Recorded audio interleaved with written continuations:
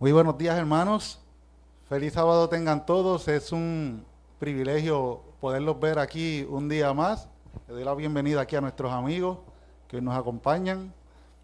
Este es un sábado más que el Señor nos regaló para que podamos tener una experiencia con Él. Dios es bueno. Dios nos da todos los días nuevas oportunidades para acercarnos más a su presencia. Y hoy que estamos aquí, hemos tomado esa decisión y Dios ha prometido que donde hayan dos o tres o más reunidos en su nombre, Él estará allí en medio de ellos. O sea que estamos seguros, tenemos la certeza de que Dios está aquí con nosotros hoy. Y eso es maravilloso saberlo, porque donde está Dios hay paz. Donde está Dios hay libertad, donde está Dios hay alegría, donde está Dios hay consuelo. Así que si hoy alguno de nosotros hemos venido a buscar alguna de estas cosas, podemos tener la seguridad de que Dios está aquí y que Dios suplirá conforme a sus riquezas en gloria todas nuestras necesidades. Así que tengamos esa certeza de que Dios está aquí. Vamos a comenzar con el repaso de la lección para esta mañana, pero antes me gustaría que tuviéramos una corta oración para comenzar con el estudio. Inclinemos nuestros rostros para orar, por favor. Amado Dios y Padre bueno que estás en los cielos, te damos las gracias, Señor, por darnos esta nueva oportunidad de vida, Señor, de poder llegar hasta aquí, hasta tu casa de oración, Padre. En esta hora, Señor, que vamos para el repaso de la lección, te pedimos, Señor, que tú seas el director, que tú, Señor, tomes el control de este estudio, que tú nos enseñes, Señor, nos instruyas más en tu palabra, que podamos aprender, Señor, y que podamos poner en práctica, Señor, todo aquello que tú nos quieres mostrar en esta mañana. Es en el nombre de Jesús que oramos. Amén, Señor. Amén. Bueno, mis hermanos, y la lección para esta semana tiene por título Arrepentimiento y perdón. Arrepentimiento y perdón. Dos palabras que tienen que estar dentro del vocabulario del cristiano. Porque si el cristiano no conoce lo que es el arrepentimiento y no conoce lo que es el perdón, pues posiblemente no ha conocido a Dios. Porque cada uno de nosotros debe haber experimentado ambos. Ahora, vamos a entrar un poquito en detalle a qué nosotros entendemos con arrepentimiento, porque es bien importante que tengamos la seguridad y la certeza de lo que significa según la Biblia, porque hay una palabra que se parece mucho a arrepentimiento. ¿Cuál es? Si alguien la recuerda. Remordimiento. Remordimiento y arrepentimiento son dos cosas parecidas. De hecho, en la definición de cada una de ellas hay cosas similares, pero no son lo mismo. Y lo vamos a descubrir a través de esta lección. El texto para la semana lo encontramos en Primera de Juan 1:9. Y es bien importante que este texto sea muy bien guardado dentro de nuestras mentes, dentro de nuestros corazones. Este texto tú lo vas a necesitar, yo lo voy a necesitar en mi caminar de la vida cristiana. ¿Por qué? Porque Dios ha comenzado una buena obra en nosotros. Y esa buena obra en nosotros se irá perfeccionando. O sea, solamente alcanzaremos la perfección cuando Jesús descienda del cielo. Por lo tanto, es posible que tú y yo, durante este caminar, necesitemos memorizar este versículo para que tengamos la certeza de quién es Dios. Que la Biblia que el estudio esta semana también nos va a demostrar quién es Dios. Y el versículo dice, si confesamos nuestros pecados, Dios es fiel y justo para perdonar nuestros pecados y limpiarnos de todo mal. Hay un detalle bien importante y la lección lo muestra a manera de introducción. Nos muestra qué sucedió con el pueblo de Israel cuando Dios los sacó con mano poderosa de la tierra de Egipto. Ustedes saben que el pueblo de Israel estaba agobiado, había sido esclavizado en Egipto. Aquellos que algún día fueron los héroes, cuando José fue allá y le reveló a Faraón, los israelitas tenían una posición muy buena delante de Egipto, tenían una tierra muy buena delante de Egipto. Ustedes saben que después llegó otro faraón que no conocía a José. Este faraón decide, claro, ellos tenían temor, el pueblo de Israel se estaba multiplicando en gran manera, y ellos deciden entonces poner dura cerviz sobre el pueblo de Israel. El pueblo de Israel comienza a clamar a Dios, Dios envía ayuda, Dios los saca por medio Dios utiliza a Moisés y se manifiesta, los saca del pueblo, los saca el pueblo de Israel de la esclavitud. Y entonces allí la Biblia, en la introducción de esta lección, nos dice que a pesar de, fíjate, a pesar de tú y yo haber visto muchas cosas, a veces cometemos errores. Y es por eso la importancia de nosotros conocer quién realmente es Dios. A pesar de ellos haber visto cómo Dios los sacó de Egipto, fue algo, mis hermanos, tangible. O sea, ellos pudieron ver cómo el agua se convertía en sangre, cómo todas aquellas ranas invadieron toda la ciudad de Egipto. Todas las plagas que cayeron sobre Egipto, todo por el amor que Dios tenía hacia su pueblo. Y aún ellos viendo todas esas maravillas, incluso no mencioné la del Mar Rojo, que ellos vieron ese mar dividirse y pudieron pasar por tierra seca. Aún así, que tal vez por eso tú te preguntas, oye, yo he conocido a Dios y a veces cometo errores y tengo ganas de dejarlo, porque Dios sea, no es que sea un mal negocio seguir a Dios, sino es que yo soy malo. Yo mejor me retiro, yo mejor me alejo, yo no. Y eso no es lo que Dios quiere, y lo vamos a ver aquí en esta lección. Porque cuando tú conoces a Dios y tú le fallas, si lo has conocido, tú vas a querer a buscar a Dios y tú te va a entristecer haber fallado.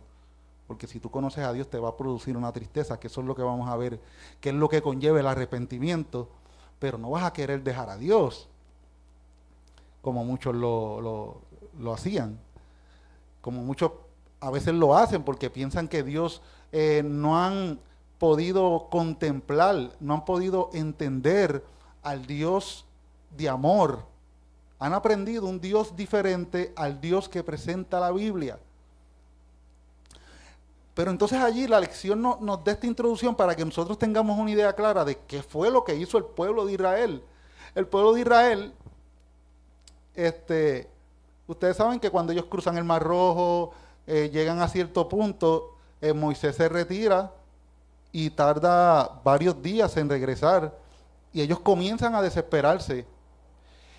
Y en vez de ellos mantenerse en una actitud reflexiva, Moisés está reunido con Dios, no. Ellos empezaron a desesperarse, comenzaron a murmurar. ¿Y qué hicieron? Si alguien recuerda. En vez de esperar a Moisés paciente, tranquilos, confiados, ¿qué hicieron ellos?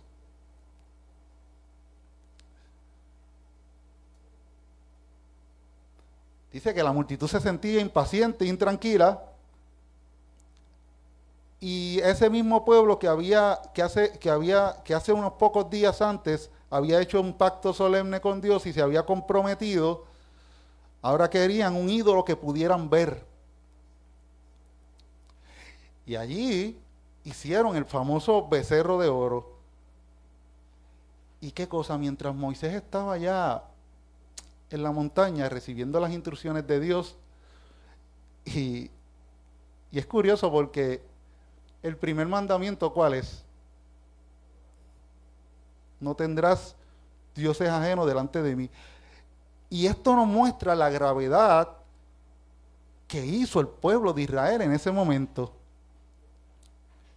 Y este relato es solo una de las historias bíblicas, nos dice aquí la introducción de la lección, que nos instruyen acerca del arrepentimiento y el perdón.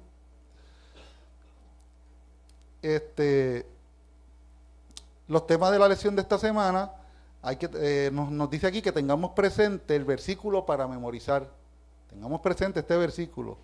Porque gracias a la cruz y al plan de salvación, el perdón está disponible para el pecador que se arrepiente y confiesa su falta delante de Dios. ¿Alguien quiere hacer algún comentario acerca de esta introducción? Ahora, siguiendo con la segunda parte, siguiendo con la siguiente parte, aquí nos habla de la prisa de la vida. A veces la prisa de la vida, mis hermanos, nos olvida a nosotros dedicarle este tiempo especial a Dios, y eso lo que trae como consecuencia es que nosotros no lo conozcamos tal y como Él es. Y hay un relato bien interesante y nos está hablando de una persona que estaba haciendo muchas tareas, muchos quehaceres, y llegó el momento de sacar ese espacio para Dios, y está mencionando aquí, llegó el tiempo del sábado, y a ella no le dio tiempo porque tenía tantos quehaceres, una cosa sobre otra, y cuando llegó el momento del sábado, que es el momento que significa descanso, de tú querer dedicarle ese tiempo especial al Señor, porque el sábado fue hecho por causa de ti, para que tú tuvieras ese espacio, según dijo Jesús, para que tú tuvieras ese espacio de comunión con Él. Y entonces, la persona aquí se da cuenta de que llega el sábado y como quiera no puede de sacarle ese espacio a Dios, y continúa haciendo de ese tiempo no el uso debido que Dios quiere que nosotros hagamos. Y dice que allí ella se detuvo y pensó, es sábado, el día que más amo, sin embargo estoy aquí haciendo todas estas tareas y permitiendo que estas cosas me distraigan de lo que es el sábado en realidad. Y aquí ella menciona, ¿qué es el sábado para ella en realidad? La gran ocasión para acercarse a Dios. Ahora, esto le pasó, ustedes recuerdan el relato de Marta y María, y aquí nos llama la atención de que Marta estaba despreocupada y turbada por muchas cosas.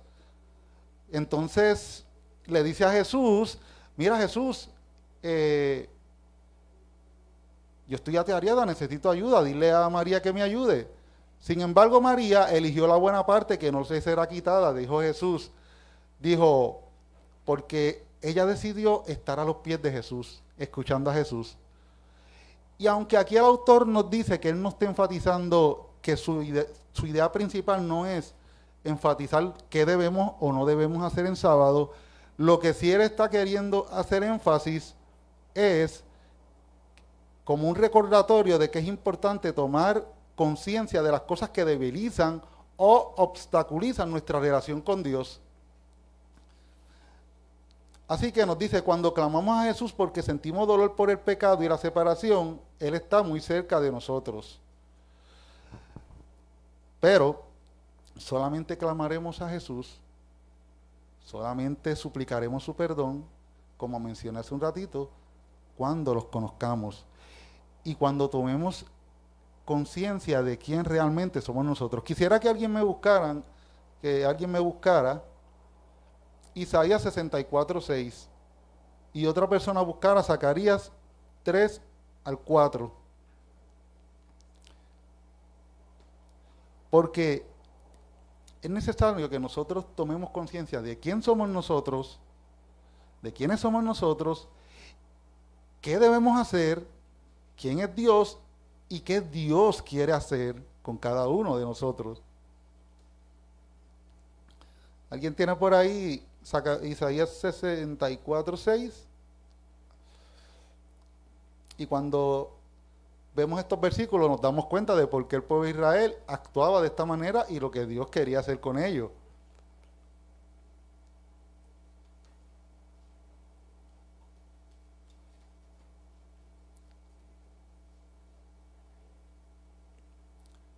¿Quién tiene Zacarías por ahí? Zacarías 3-4. Pero ¿quién tiene Isaías 64:6 por ahí? Brígida, por favor.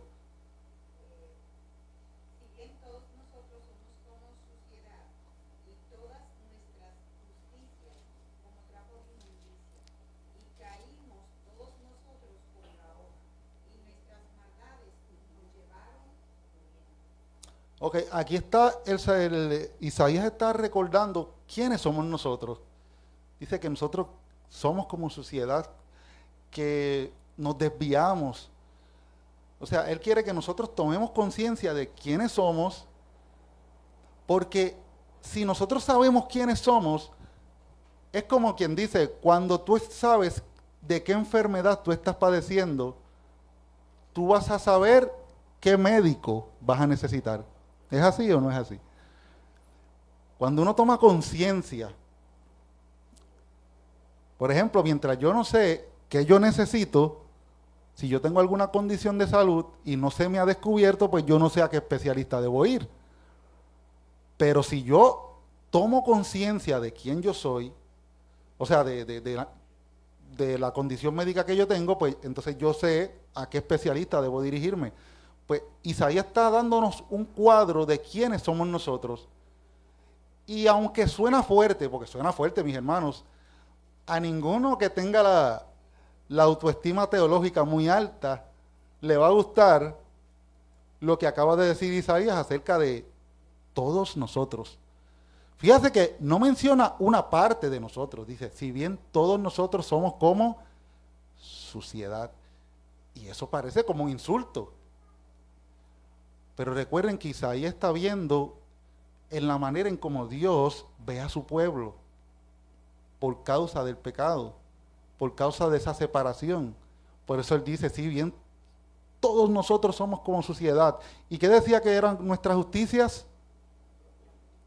Como trapos de inmundicia. No dice nuestras injusticias, que es lo curioso de este versículo. Porque si dijera nuestras injusticias, pues es comprensible. Pero no, dice nuestras justicias. Y claro, hay que aclarar que está hablando de nuestras justicias fuera de, ¿cómo diría yo?, de la transformación de Dios. Eso es lo que yo entiendo, ¿verdad? Porque ya cuando Jesús entra y produce en nosotros el querer como el hacer, pues ya estamos hablando de otro cantar. Pero claro, la justicia de Cristo es la única que Dios ve como perfecta, como sin mancha. ¿Y quién tenía Zacarías 3:4 por ahí? Porque si ya conocemos quiénes somos, ya conocemos que somos como sociedad, ahora podemos entender al pueblo de Israel, pero entonces eso no se queda ahí. ¿Qué dice Zacarías 3:4? Ajá, Tami.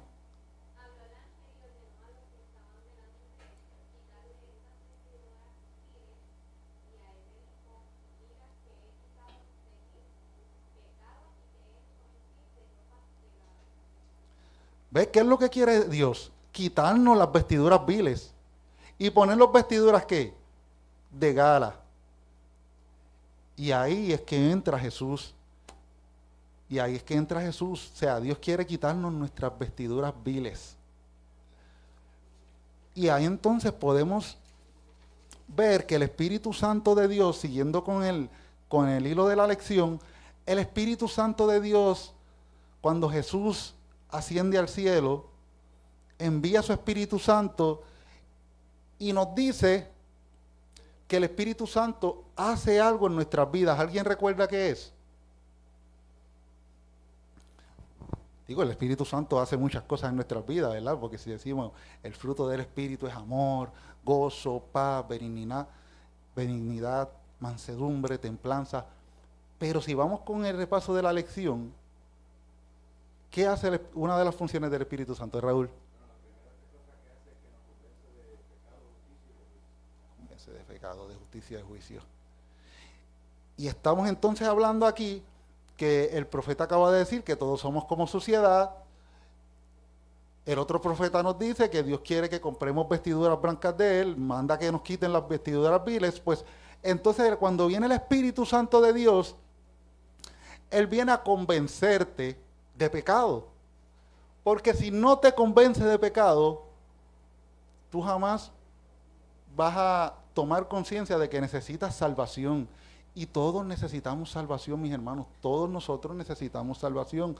Todos nosotros necesitamos arrepentirnos todos los días. en el Padre Nuestro, cuando analizamos el Padre Nuestro, que Jesús nos enseña a orar, que dice, Padre, en parte de la oración, dice, Padre, perdona nuestras ofensas, como nosotros también perdonamos a los que nos ofenden. O sea, que íbamos a necesitar de ese perdón. Lo que pasa es que a veces minimizamos a Dios y pensamos, yo estoy bien en todo lo que hago, yo no necesito nada, yo soy una buena persona, moralmente. ¿Cuántos de ustedes no han escuchado esa expresión cuando ustedes invitan a alguien a la iglesia? No, yo busco a Dios a mi manera y mira, yo no le hago daño a nadie, yo no me meto con nadie, yo no le robo a nadie. Ellos sienten que no le deben nada a nadie, incluso a Dios. Pero no saben que Dios lo que quiere es salvarlos. No, pero ellos no saben que están perdidos. Y entonces, claro, uno tiene que ser bien cuidadoso porque tú no le vas a decir a una persona, no, tú tienes que arrepentirte porque tú eres pecador. Y la persona se puede ofender. Entonces tú necesitas la intervención del Espíritu Santo de Dios, aún para predicar, aún para convencer al mundo, porque no eres tú, es el Espíritu Santo, para convencer de pecado a la gente. Porque hay gente que moralmente se sienten tan bien con ellos mismos que ellos piensan que no necesitan nada. Incluso si tú moralmente delante de la sociedad estás bien. Nadie nunca te ha hablado de religión, tú haces todo correcto, eres una persona ante la sociedad intachable, pues posiblemente que tú nunca sientas la necesidad de salvación. Y es por eso que el Espíritu Santo necesita convencer al mundo de pecado y necesita convencerte a ti de pecado para que entonces tú busques el arrepentimiento, tú te arrepientas de tus pecados y tú busques el perdón de Dios.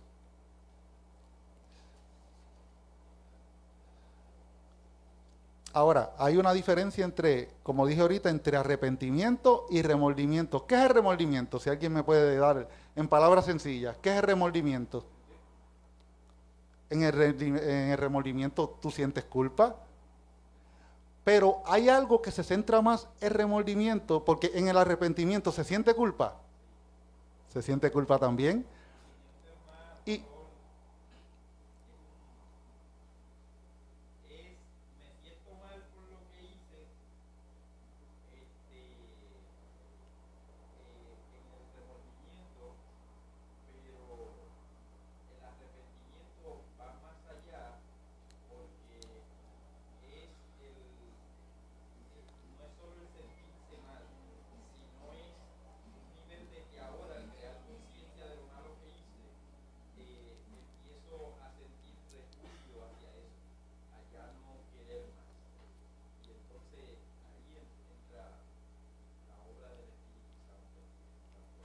gracias, hermano, muy bien expresado. Cecilio.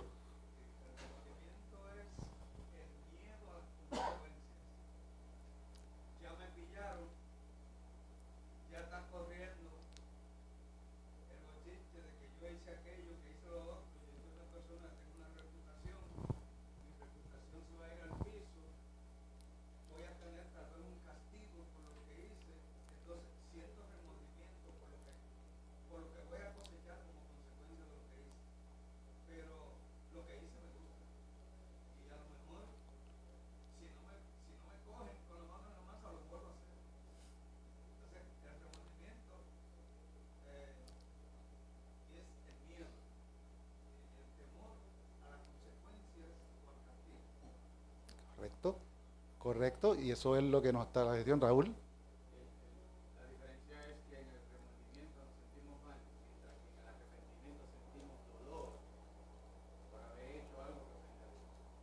Amén, amén. Están sintonizados perfectamente con la lección. Antes de yo hacer un comentario breve sobre esto, quisiera que alguien fuera buscando Hechos 5:31 y segunda de Timoteo 2:25. Hechos 5:31, segunda de Timoteo 2:25. Como bien dice Raúl, como bien dice Cecilio y el hermano acá, el remordimiento es más, es una culpa, pero le temo a las consecuencias, no hay un cambio de corazón, no hay un cambio de corazón. Y posiblemente, como Cecilio dijo, Si nunca lo hubieran, nunca hubiera sido la persona sorprendida, o ya tiene miedo de casi ser sorprendido, ahí es que lo deja de hacer. Pero entonces el arrepentimiento, y una cosa bien importante que quiero hablar es que el remordimiento es producido por nosotros, por el ser humano, por este corazón pecaminoso. El arrepentimiento, por el contrario, como dijo Raúl, hay una tristeza, hay una culpa, porque uno dice, soy culpable porque por mi culpa el Hijo de Dios murió, por mi culpa. Pero yo quiero ahora aceptarlo, aceptar ese perdón, quiero un cambio de vida. En el remordimiento tú no sientes esa necesidad de cambiar de vida. Tal vez te mantienes fuera por miedo al castigo, pero en el arrepentimiento no. En el arrepentimiento tú quieres cambiar de vida, tú quieres volver tu mirada hacia Dios. Tú tomas conciencia de wow, yo le he fallado a Dios, por mi culpa murió, pero ya yo no lo quiero hacer más. Ya el Espíritu Santo te convence de tu maldad, te convence de tu culpa, te convence de tu pecado. Ya tú no quieres vivir de esa manera porque ahora no quieres fallarle al Hijo de Dios, no quieres fallarle a Dios. Te produce tristeza, pero es una tristeza que se convierte en gozo. Porque esa tristeza te lleva a pedir un perdón genuino. Te lleva a pedir perdón de corazón, te lleva a confesar tu culpa delante de Dios. Dios, yo te fallé. Dios, yo no quiero ser la misma persona, por favor ayúdame, pon en mí tu Espíritu Santo, levántame, quiero ser una nueva persona, Señor. Eso no lo hace el remordimiento. Ahora, este arrepentimiento nos dice la Biblia que no es producido por ti ni por mí. ¿Alguien que me pueda leer Hechos 5:31? ¿Alguien lo tenía por ahí? ¿Sí, no?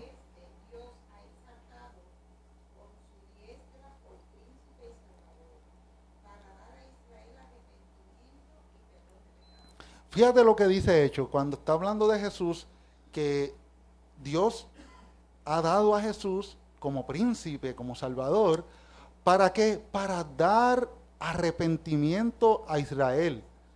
O sea, es una dádiva de Dios. Yo nunca había visto el arrepentimiento, yo siempre había visto, les soy honesto, la mayoría de las veces había visto como que el arrepentimiento es un acto de la persona. No me pasaba por la mente de que Dios estaba involucrado en producir ese arrepentimiento en mi corazón. Y claro, sabemos que cuando uno profundiza un poco, pues uno se da cuenta de estos detalles, porque si tú analizas bien, bueno, sí, al fin y al cabo es así, porque si el Espíritu Santo fue el que te convenció de pecado, pues al fin y al cabo Dios produjo en ti, pues yo pensaba de cierta manera el arrepentimiento. Sin embargo, este arrepentimiento es producido por Dios. Alguien que me busque 2 de Timoteo 2:25, si alguien lo tenía.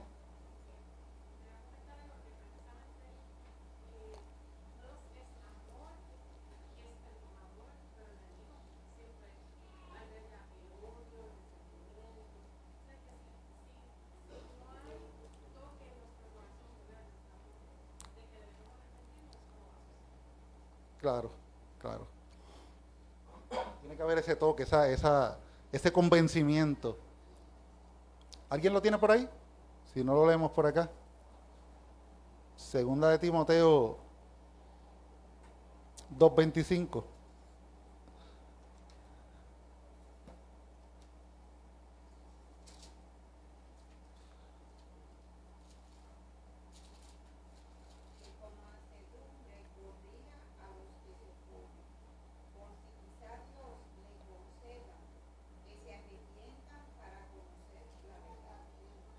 Fíjate lo que está diciendo allí.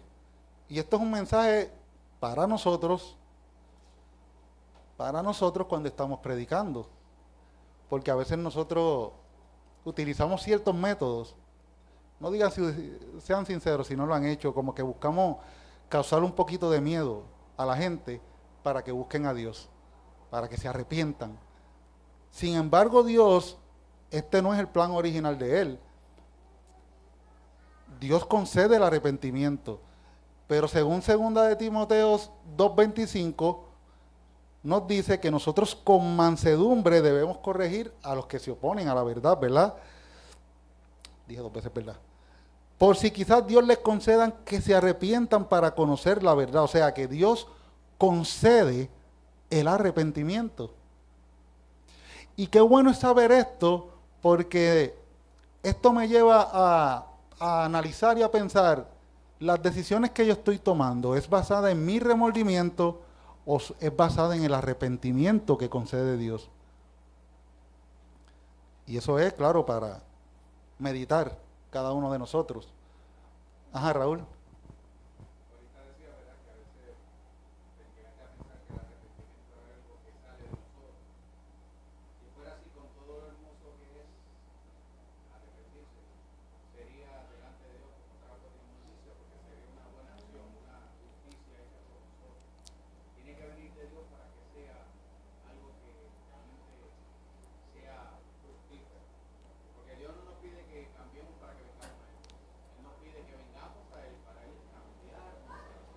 Amén, amén. Gracias, Raúl, por esa tremenda explicación, claro, porque es verdad lo que dice Raúl. Si fuera algo que naciera de aquí, de mi corazón, que la Biblia lo describió como suciedad, que el otro profeta dice que el corazón es malo y perverso y engañoso, pues entonces, ¿cómo Dios iba a ver ese arrepentimiento? No podía ver lo bueno. Bien, Raúl menciona que si es algo producido por Dios, entonces la historia es diferente. Entonces es algo bonito, es algo genuino, es algo que va a agradar a Dios, porque es producido por Él mismo. Ahora, el Espíritu Santo se nos invita a cada uno de nosotros, el Espíritu Santo va a tratar de convencerte. Y cuando tú trates de convencerte, según Efesios 4:30, dice que no lo contristes. O sea, que no lo hagas entristecer, porque el Espíritu Santo se entristece cuando Él trata de convencerte, y tú lo sabes, y yo lo sé, porque Él habla y habla fuerte. O sea, tú lo puedes... Prácticamente, cuando tú estás haciendo algo que tú sabes que no está dentro de la voluntad de Dios, el Espíritu Santo entra a convencerte. Y muchas veces nos lleva, ¿a dónde? A los pies de la cruz. Que ese es el arrepentimiento genuino. No te lleva a apartarte de Dios, a irte lejos, a correr de la presencia de Dios. Porque la Biblia nos da un ejemplo de 2 casos que pasaron, que parecían que ambos estaban arrepentidos, porque cuando vemos el caso de Judas, tal vez uno piensa, Judas estaba arrepentido. Y Judas hizo cosas que nos puede engañar y podíamos pensar de que estaba arrepentido, sí. Porque él fue allá y dijo, miren, yo no quiero más este dinero, he entregado sangre inocente. Y devolvió el dinero, y uno dice, mira, estaba arrepentido, devolvió el dinero. Sin embargo, ¿qué hizo? Siguió mostrando frutos que mostró que no eran frutos de arrepentimiento, porque tomó la decisión de terminar con su vida. Y esos no son frutos dignos de arrepentimiento, como dice la Biblia. Ahora, ¿qué hizo Pedro? Pedro negó a Jesús. Está bien, Judas lo vendió. Judas lo vendió y fue algo bien malo. Pero Pedro, ¿fue menos malo lo que hizo Pedro? Negar a Jesús. No fue menos malo. Porque Jesús dijo, el que me niegue a mí delante de los hombres, ¿sabes lo que Jesús va a hacer? Lo va a negar delante de su Padre. Y ustedes saben qué significa que Jesús te niegue a ti delante de su Padre. Estás perdido. Estás perdido porque Jesús es tu abogado. Recuerden que la lección dice, si confesamos nuestros pecados, eres fiel y justo para perdonarnos. Pero también dice, abogado tenemos delante del Padre, a Jesucristo, el justo. O sea que si tú estás sin abogado delante del Padre, tú estás perdido. Por eso nos invita una y otra vez a ir a Jesús. A que no te separes de Jesús, sino a ir a Jesús. Ahora, Pedro negó a Jesús, pero mostró frutos dignos de arrepentimiento, porque a pesar de haber negado a Jesús, se mantenía como cerca. De hecho, cuando lo negó, él estaba mirando a Jesús y Jesús lo miró. Pero Pedro, cuando vemos las vidas de Pedro y de Judas, ¿quién podríamos decir que estaba más cerca de Jesús? Pedro. Porque cuando vemos el relato de Judas, Judas estaba todo el tiempo pendiente a lo exterior, que parecían cosas buenas, Porque cuando se rompió aquel perfume para lavar los pies de Jesús, él dijo, mira qué mal gasto se ha hecho aquí cuando esto se podía haber ayudado a los pobres, según Judas. Cuando analizamos a Pedro, cómo fue ese encuentro con Jesús, cuando él vio a Jesús, ¿qué fue lo primero que él dijo? Apártate de mí, Señor, que soy hombre pecador. Fíjate la conciencia que tenía Pedro. Y eso nos dice a cómo nosotros debemos andar delante de Dios con conciencia todo el tiempo de nuestra condición y de quién es Él y de lo que Él quiere hacer. Sin embargo, Pedro, cuando negó a Jesús, lloró amargamente. Y cuando tú lloras amargamente, aquel que roba, que es sorprendido robando, no llora amargamente. Bueno, tal vez llora un poco porque tiene que pagar o porque puede ir a prisión, pero no. Este amargamente es un llanto profundo, es un dolor profundo por haberle fallado a Jesús. Y vemos cómo después, lo lindo de esto es que vemos cómo después la vida de Pedro es restaurada. Y cómo según las veces que Pedro lo negó, así mismo Jesús le preguntó, Pedro, ¿me amas? O sea, que había arrepentimiento delante de Pedro.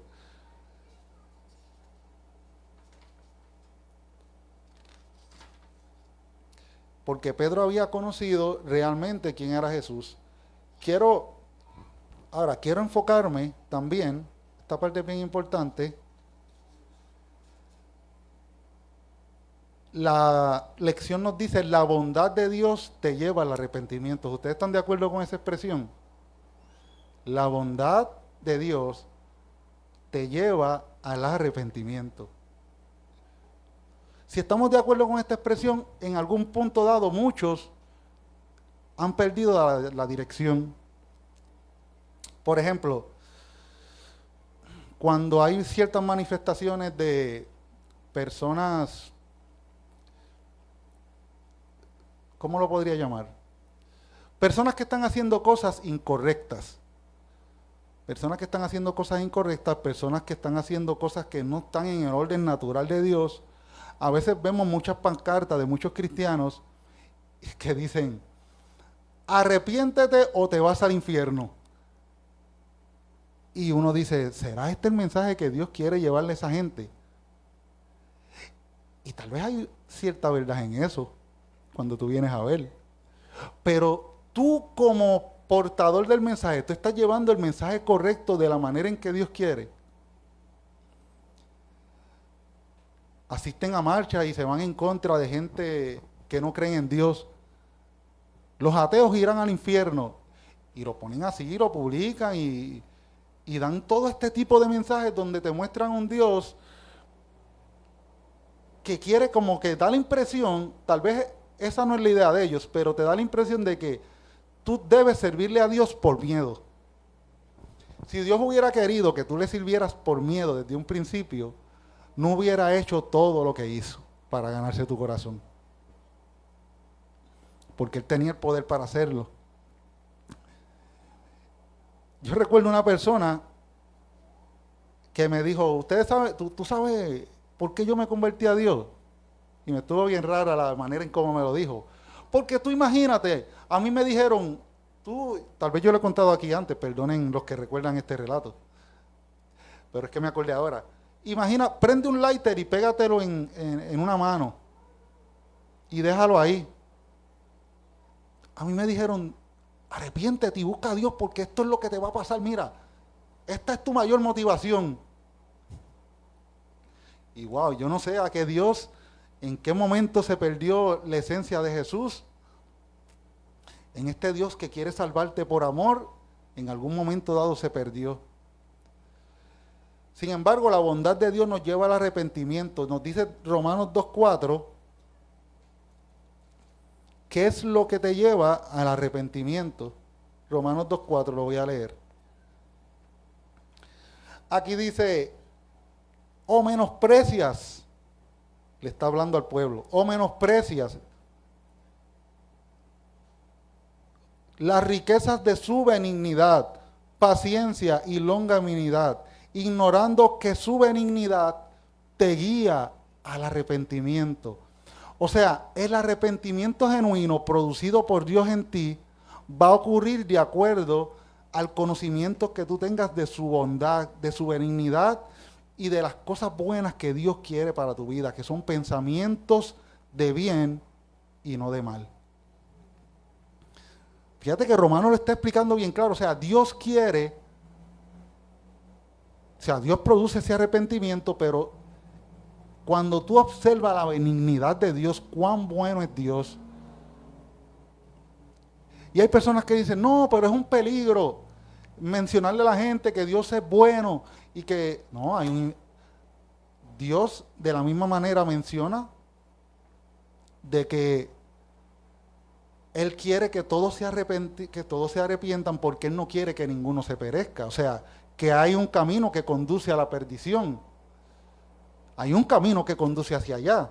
Y por eso entonces tú debes predicar con más énfasis. Mira, Dios quiere salvarte. Dios quiere salvarte de la perdición. Dios no quiere que tú te pierdas, que tú perezcas para siempre. Dios no quiere eso. Porque Dios es paciente. El mismo apóstol, no tengo el versículo por acá y no tengo el celular para buscarlo, pero dice que algunos tienen a Dios por tardanza, pero no es que Dios se tarde, es que Él es paciente para con nosotros, no queriendo que ninguno perezca, sino que todos procedan al arrepentimiento. O sea, el llamado de Dios una y otra vez es que Dios quiere salvarte. Y a veces parece todo lo contrario, a veces parece que las iglesias presentan a un Dios como que está más enfocado en que la gente se pierdan. Y el mensaje de Jesús, miren mis hermanos, si Dios no fuera paciente, si Dios no fuera bueno, Jesús no hubiera venido a morir por cada uno de nosotros. Ajá, Raúl. La mayor evidencia del amor de Dios se encuentra en el Génesis.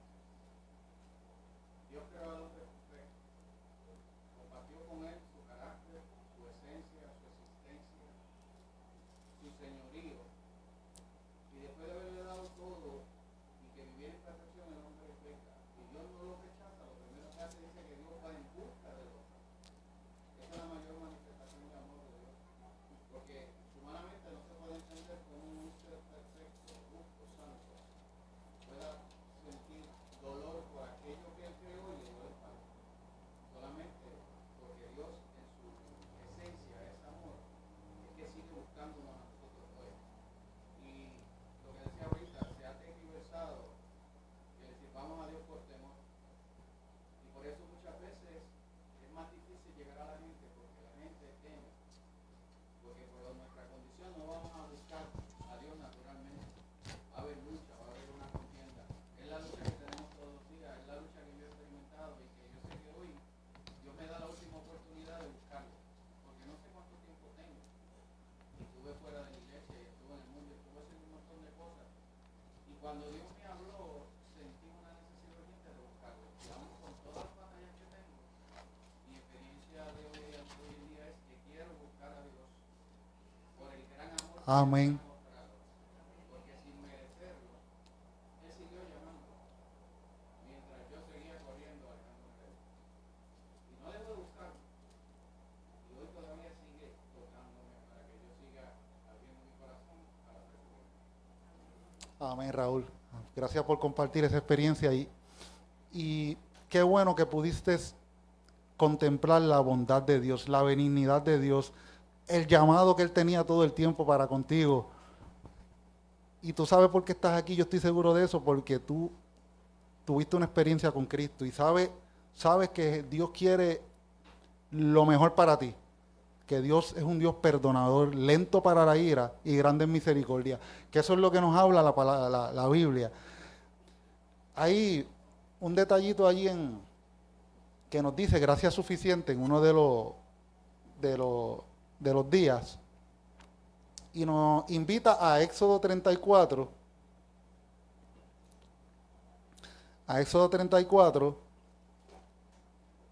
y voy a leer el versículo 5 y 6. Yo había escuchado esto del salmista. En el Salmo 103, el salmista dice, Dios es lento para la ira y grande en misericordia.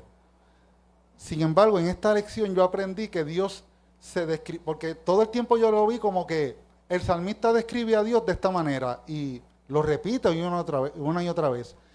Y cuando dice, porque Dios es paciente para con nosotros, no queriendo que ninguno perezca, sino que todos procedan al arrepentimiento, pues yo estoy viendo como que los que conocieron a Dios, que saben cómo es Él, saben que es paciente, saben que es lento para la ira, saben que es grande en misericordia, que no nos paga conforme a nuestras iniquidades, como dice el salmista, que no nos ha pagado conforme a nuestras justicias.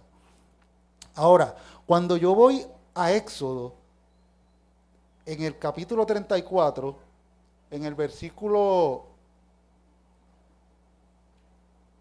voy a leer el 5 y el 6. Cuando Moisés estaba reunido con Dios, dice allí Moisés, dice Éxodo, y Jehová descendió en la nube y estuvo allí con él, proclamando el nombre de Jehová. Y pasando Jehová por delante de él, proclamó Jehová, mira lo que proclama Jehová. Proclamó Jehová, fuerte, claro, atribuye su fuerza porque Dios es fuerte, fuerte, misericordioso y piadoso, tardo para la ira y grande en misericordia y verdad. Y esto yo lo aprendí en esta lección, mis hermanos. Yo dice, fíjate, yo había leído este versículo, pero nunca había visto el detalle de que esto lo dice Dios de Él mismo. O sea, Dios está dando una descripción, miren, yo soy lento para la ira, grande en misericordia. Y es por eso que ahorita mencioné, cuando comenzó la lección, de que tomemos conciencia de quiénes somos y cuando nos sintamos que estemos bien lejos de Dios, no dudemos en regresar. O sea, Dios es misericordioso. La misericordia de Dios es tan grande que la Biblia la compara como es más alto el cielo sobre la tierra, así de grande es su misericordia. Y hay gracia suficiente. El llamado de hoy es a que todos podamos proceder a ese arrepentimiento que Dios ha concedido a cada uno de nosotros. Que digamos que sí, que vayamos de rodillas, Señor, aquí estoy. Gracias por esta oportunidad que tú me das. Porque, para concluir con estos versículos acerca del arrepentimiento y acerca de la gracia de Dios y cuán dispuesto está Dios a perdonarte y a concederte su gracia inmerecida, voy a terminar con estos versículos para que veamos la gracia disponible que hay para cada uno de nosotros. Nos dice, porque la paga del pecado es muerte, pero el don gratuito de Dios es la vida eterna en Cristo Jesús, Señor nuestro. Hay un pecado que se cometió, hay una falta hacia Dios que se hizo, y como consecuencia vino la muerte, pero Dios en su misericordia nos da el don gratuito de la vida eterna en Cristo. O sea que podemos buscar ese don gratuito hoy en Cristo Jesús. Eso está en Romanos 6:23. Y dice, pero donde el pecado abundó, sobreabundó la gracia. Porque así como el pecado reinó para muerte, así la gracia reina para vida eterna, mediante la justicia de Jesucristo, Señor nuestro. Así que, ¿has sentido que eres bien pecador? Pues hay una gracia que sobrepasó ese pecado. Y esa gracia está en Cristo Jesús. Y para terminar, el último versículo que les voy a leer. Pero Dios muestra su amor hacia nosotros en que siendo aún pecadores, Cristo murió por cada uno de nosotros. Mis hermanos, en esta mañana, mi último llamamiento en esta lección es que aceptemos ese arrepentimiento que Dios produce en nosotros, busquemos ese perdón de Dios y nunca dejes que el enemigo te diga que estás perdido y que no hay solución para ti, porque la solución fue pagada en la cruz del Calvario por la sangre de Cristo. Dios te bendiga en esta mañana.